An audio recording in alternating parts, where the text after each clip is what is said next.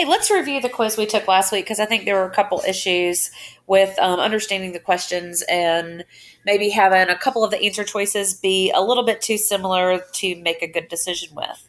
So I totally get where a lot of people were having issues and a lot of people emailed me. So I think I'm just going to go over it for everybody. So the first question asked you about vaccines. That was pretty easy. A lot of people picked all of the above, and I think sometimes we're tempted to pick all of the above when it is an option because people tell you that that's a good answer choice. But it helps control the spread of microorganisms. It controls the spread by creating immunity in the person that is vaccinated.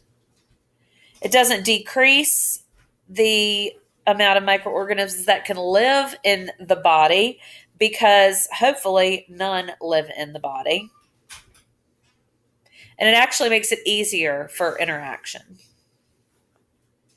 The next one is about a hospital. He has severe right lower quadrant pain, leukocytosis, a high fever. He has an appendicitis. So the appendicitis results as a bacteria that came from his large intestine. Like nobody opened him up and put bacteria in there. He didn't ingest any bacteria. So that makes it endogenous, or the first answer. It also makes it systemic due to his fever.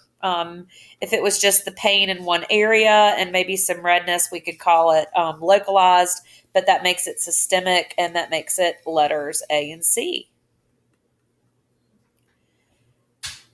This one was difficult to figure out.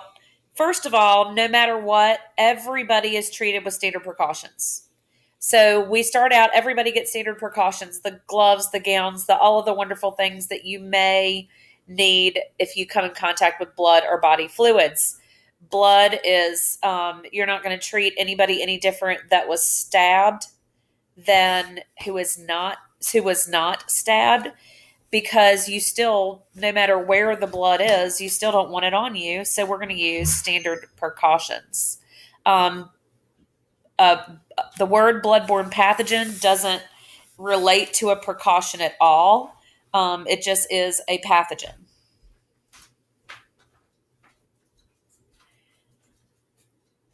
Okay, plain old precautions are standard precautions. That's when you wear something anything that may touch your patient. Next, Ingrid has a staph infection. Two of her classmates sit near her and have also developed the same symptoms. What would be the most likely mode of transmission? They probably touched each other. So if it's somebody that you're close to, you probably came in contact with and touched them.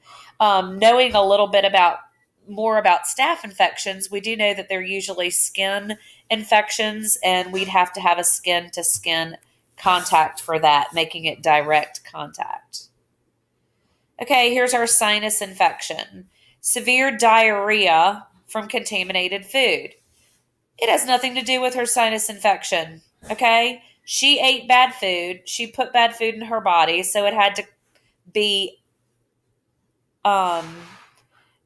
exogenous, not an answer. And it has to be systemic because eating the food caused a infection throughout her body.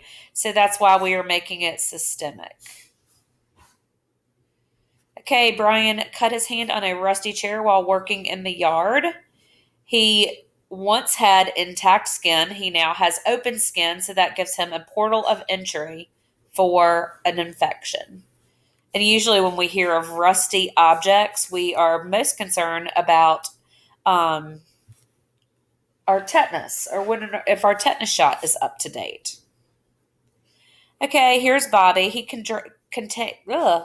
dropped a contaminated otoscope.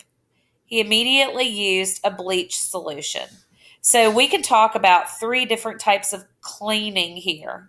We can use asepsis, disinfection, or sterilization. Asepsis is what you do to skin or a patient's body. Disinfection is what you do to stuff, like you can disinfect your table, you can disinfect your kitchen, your